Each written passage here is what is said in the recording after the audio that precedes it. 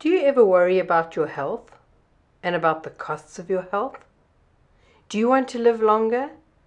Then listen to this. So, last year in February, I was in a terribly bad state. I really felt like I was on the edge of a nervous breakdown. And it's caused me to resign from my job, which was managing 29 pharmacies. It was an incredibly stressful job. You know, when you go from working 90 hours a week to 0 hours a week, you've got a lot of time to fill. And the way that I filled it was doing a really deep dive into all the literature, the psychological, medical research on the power of the mind and healing. And I started coming across a huge body of work that I don't think a lot of people know about. So one of the people I came across was Dr. Lissa Rankin, who wrote Mind Over Medicine. And she starts off her book with a very provocative sentence. She says, "What if I were to tell you that taking care of your body was the least important thing you could do for your health?" It's quite a revolutionary statement. She worked in quite a poor community, and then she moved her practice to Marin, which is a very upmarket, affluent society. And what she discovered was that her juicing, vegan, vitamin-popping population were no healthier actually than the population who hadn't looked after their health, hadn't exercised, and hadn't taken that much care of their diet. And she was like, whoa, what is it if it isn't really those things? I read about Dr. Bruce Moseley, who was really skeptical of arthroscopy, which is the little knee operation that he did. And so what he did was he had 10 veterans who all presented at the same time. 2 of them, he did the full rinse and scrape. 3 of them, he just did the rinse, but he made it look as if they'd had the full surgery. And then 5 of them, he did no surgery at all. All he did was he made the incisions and did the suturing, and he showed all of them a video of the surgery being done as if it was their surgery being done. They all went home on crutches. They all went home with the same physiotherapy to do and with the same pain medication. And they all had the same results. And it was like, clearly not the surgery that made the difference.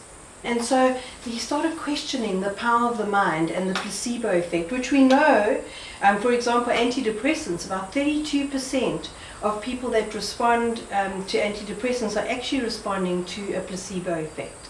I started looking at the brain and the neural pathways.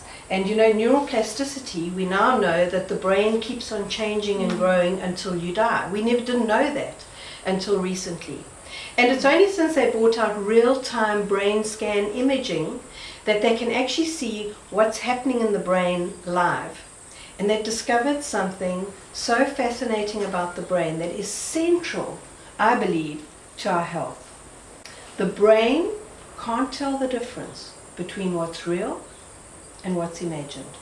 So close your eyes, everybody. I want to do a little exercise with you. Pretend that I'm cutting a slice of lemon, and I'm going to squeeze it and just hold it up to your nose. Take a smell of it. Now I'm going to put that freshly cut lemon into your mouth. Feel its coolness in your mouth. And now bite into it and just feel what happens to your taste buds as you taste that tartness. How many of you got saliva in your mouth? Okay. So there's proof that the brain can't tell the difference between what's real and what's imagined. So they did some research with basketball players who were injured, for example. And these basketball players would sit in a chair and visually rehearse playing the game as if they were on the field. And their heart rate went up as if they were on the field. Their neural networks that lit up when they were playing the game, the same neural networks lit up when they were just vividly imagining it.